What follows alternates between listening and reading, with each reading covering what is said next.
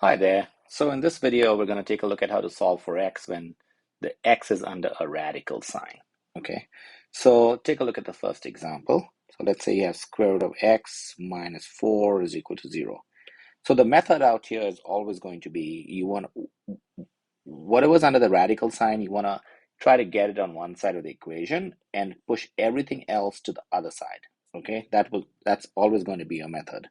So to do that, in this case, I'm going to add 4 to both sides. So that gives me square root of x is equal to 4. And then I'm going to square both of them, okay, to get rid of the square root of x, okay? So when I square both of them, I get x is equal to 4 squared is 16. And that's what x is going to be. But now, word of caution, you don't want to stop here because you're squaring the x, so you want to check to see if the 16 really goes back into the original equation as x and if it really plays out the same way, okay? So you want to check your solution essentially. Okay, so at this point in time, you want to check your solution. Okay, so let's go ahead and check it. Square root of 16 minus 4 is equal to 0. What square root of 16 is 4, so 4 minus 4 is equal to 0, or 0 is equal to 0. Well, the left equals the right.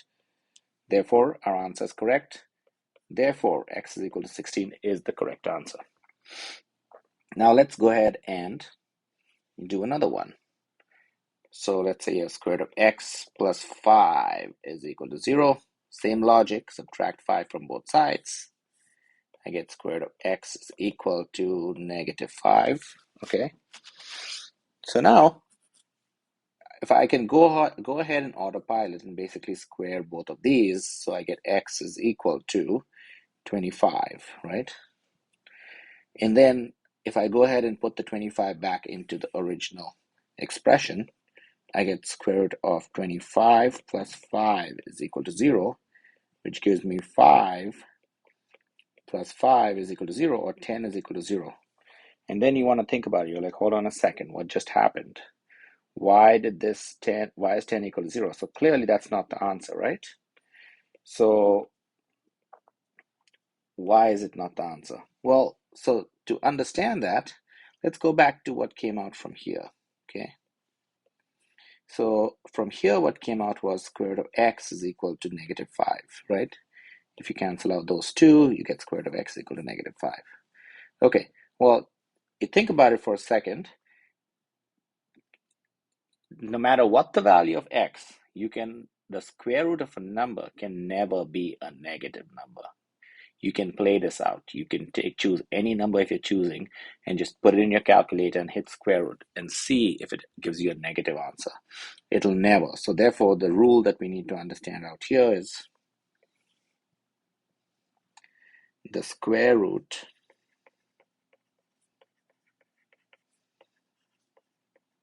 of any number cannot be negative. And therefore, in this case, the only possible answer that you can write is no solution. Okay? All right. Take a look at another one. Square root of 4x plus 1 is equal to x minus 1. Okay, so now everything under the square root is already in the left and everything else on the right. So I'm just going to go ahead and undo the square root by squaring both sides. That gives me 4x plus 1 on the left. And the right-hand side essentially is, I'm going to go ahead and do it on the side out here, x minus 1 times x minus 1. If I go ahead and use my monkey method, x times x, negative 1 times negative 1, and this, right? So that's what, x squared. I'm going to go ahead and just write that down out here. X squared minus x plus 1. So that's what, 4x plus 1 is equal to x squared minus 2x plus 1. Okay, let's go ahead and pull everything out to the right hand side, okay? So negative 4x first.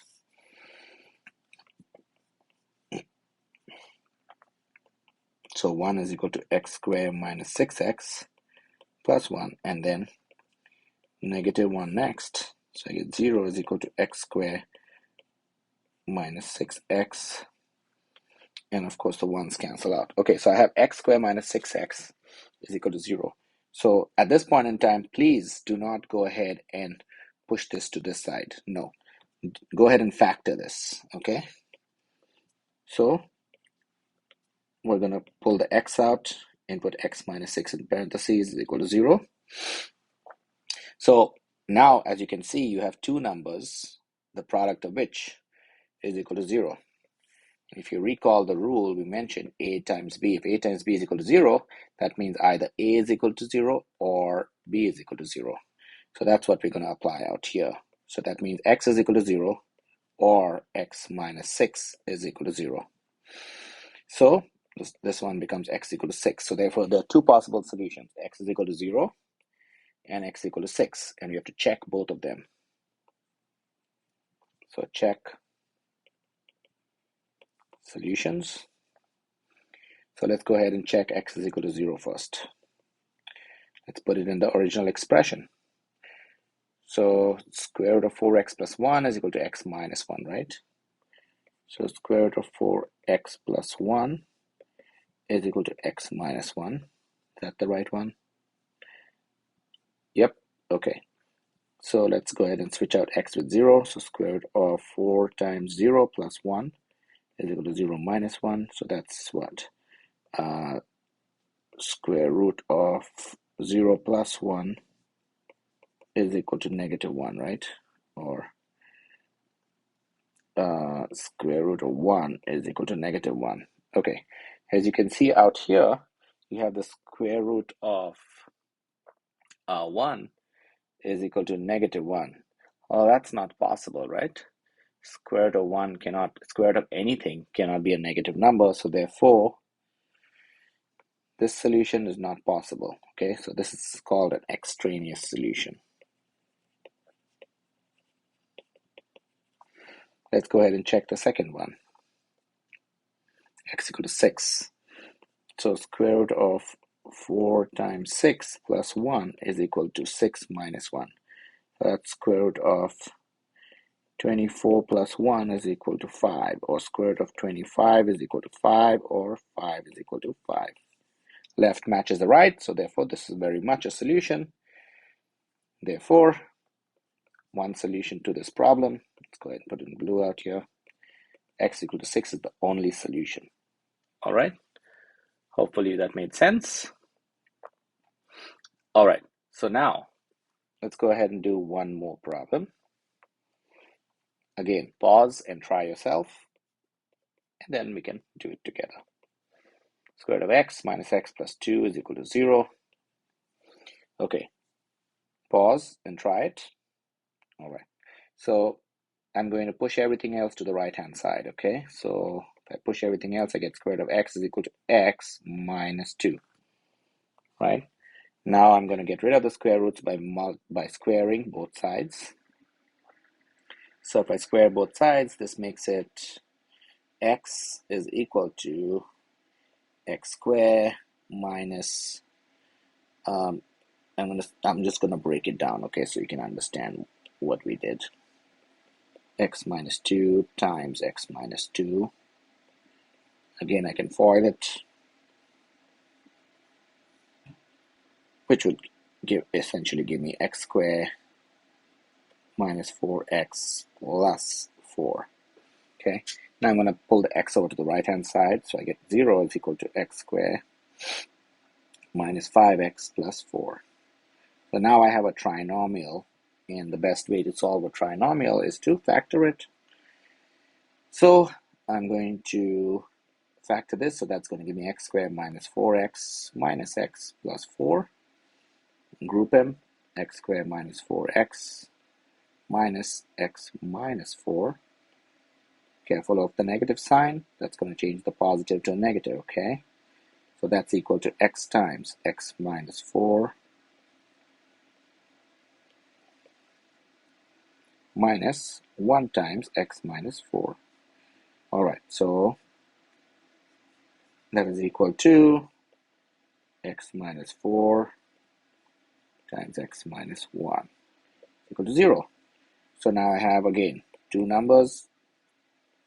Recall a times b is equal to 0 means either a is equal to 0 or b is equal to 0, right? That's what we're going to do. So x minus 4 is equal to 0 or x minus 1 is equal to 0. So x is equal to 4 and x is equal to 1. Now let's check our solution. So let's start with the x is equal to 4, put it into the original expression, which is this one. So square root of 4 minus 4 plus 2 is equal to 0. So that's 2 minus 4 plus 2 is equal to 0, or that's what? 2 minus 4 is minus 2 plus 2 is equal to 0, or 0 is equal to 0. It fits, so therefore this is an acceptable solution. Now let's check the 1, x equal to 1. Let's put that in. Square root of 1 minus 1 plus 2 is equal to 0. Well, square root of 1 is 1, so 1 minus 1 plus 2 is equal to 0, or 0 plus 2 is equal to 0, or 2 is equal to 0. Well, that's does not match, right? The left doesn't match the right, so therefore that is not a solution. Okay, so only one solution possible out here. All right, so that's pretty much it for this video. Hopefully that made sense. Thank you for watching.